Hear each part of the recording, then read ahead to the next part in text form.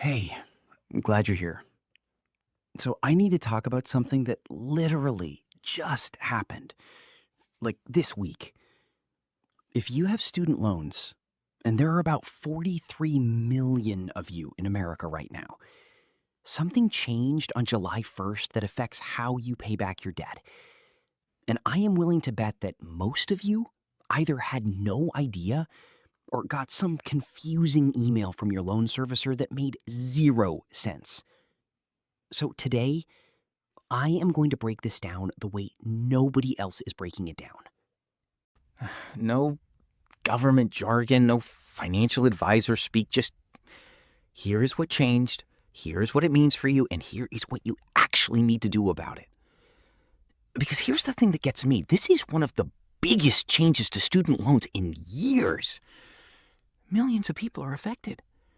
And most people I talk to have no idea they have no idea it even happened. So, let's fix that. So, what do you actually do right now? Here are the specific steps. First, go to studentaid.gov right now. Log in, look at what repayment plan you are currently on. If you are on Save, you need to act before your 90-day window closes. Second, use the loan simulator tool on that same website. It lets you enter your income, your loan balance, your family size, and it shows you what your monthly payment would be under different plans side by side. Do this before you make any decisions. Third, do not consolidate your loans right now without getting real information first. Consolidating after July 1st locks you into the new system permanently. If you have older loans and older plan options, think very carefully before giving those up. Fourth, if you are working in government or a nonprofit and working toward public service loan forgiveness, good news.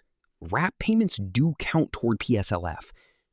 You still need 120 qualifying payments while working full-time for a qualifying employer. That part has not changed. Fifth, if all of this feels overwhelming, which it honestly should, because it genuinely is complicated, you can call your loan servicer directly or search for a nonprofit student loan counselor in your area. They can help you figure out what makes sense for your specific situation. Okay, so first, a little bit of background so this makes sense. For years, if you had federal student loans, you had a bunch of different ways to pay them back. There were these things called income-driven repayment plans, which basically meant your monthly payment was based on what you actually earned, not just on how much you borrowed. The idea was, if you're not making a lot of money yet, you shouldn't have to pay a huge amount every month. And for a lot of people, that was genuinely helpful. The most recent version of that was called the Save Plan. Millions of people were on it. And then it got canceled.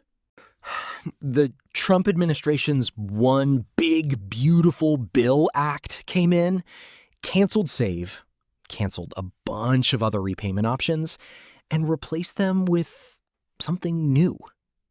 That something new is called the Repayment Assistance Plan, or RAP. And whether you like it or not, if you have student loans, this is now the main option available to you. So, what is RAP actually, and how does it work? Here is the simple version. Every month, you pay between 1% and 10% of your adjusted gross income. That is basically your yearly earnings before most deductions, divided by 12. So if you earn $60,000 a year, 1% of that is $600. Divide by 12, that is $50 a month at the lowest end. If you earn more, your percentage goes up. The more you make, the more you pay. And here is something actually kind of good. If you have kids or dependents, your payment goes down by $50 per month for each one of them. Also, and this is actually a big deal, if your payment does not cover all the interest that month, they waive the rest. So your balance does not keep growing even when you are making payments, which was a huge problem with the old plans. The not so good part? Forgiveness now takes 30 years instead of 20 or 25. That is 10 extra years of payments for a lot. Also, and this is actually a big deal, if your payment does not cover all the interest that month, they waive the rest. So your balance does not keep growing even when you are making payments, which was a huge problem with the old plans. The not so good part? Forgiveness now takes 30 years instead of 20 or 25. That is 10 extra years of payments for a lot of people. Now, here is where it gets really important, because there are a few things that could seriously catch people off guard. Number one, if you are still on the SAVE plan right now, you have 90 days from July 1st to pick a new repayment plan. If you do not pick one, your loan servicer is going to automatically put you in the standard plan, which usually has higher payments than an income-driven plan. So do not just ignore the emails. Log into studentaid.gov and actually look at your options. Number two, this one is a trap a lot of people are going to fall into without realizing it. If you take out any new student loans after July 1st, or if you consolidate your existing loans, you lose access to your old repayment options. All of them. You are locked into RBAP or the standard plan, and that is it. So, if you are thinking about consolidating your loans, please do not do that without understanding exactly what you are giving up first. Because once you do it, you cannot go back. That is not an option. Going back is not an option once you consolidate. Here is another thing I want to flag specifically for parents. If you have Parent Plus loans, those are the loans that parents take out in their own name to help pay for their kids' education. RAP does not cover you at all. Parent Plus borrowers after July 1st only have one option, the standard repayment plan. And before July 1st, if you wanted income-driven repayment on a Parent Plus loan, you had to consolidate first and then apply for a specific plan. If you have not done that yet, that window is now closed for new borrowers.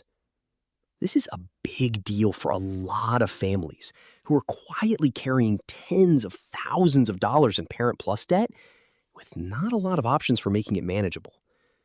And honestly, this part of the new law has not gotten nearly enough attention. Most of the coverage has been about the new RAP plan, but for parents carrying this debt, the situation just got significantly more difficult. Okay, let's talk about whether RAP is actually good or bad for you personally, because it is not the same answer for everyone. If you are early in your career and not making a lot of money yet, RAP could actually be okay. Your payments are tied to your income, so they stay manageable. And that interest waiver thing is genuinely helpful.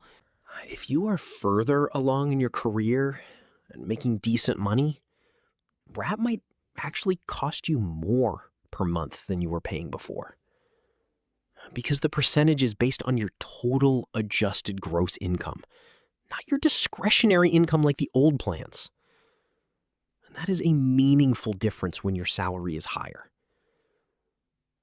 And if you were counting on loan forgiveness in 20 or 25 years, that timeline just got extended to 30.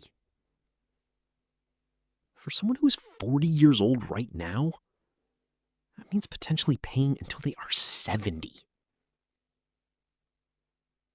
That is not a small thing. That is not a number people should just scroll past.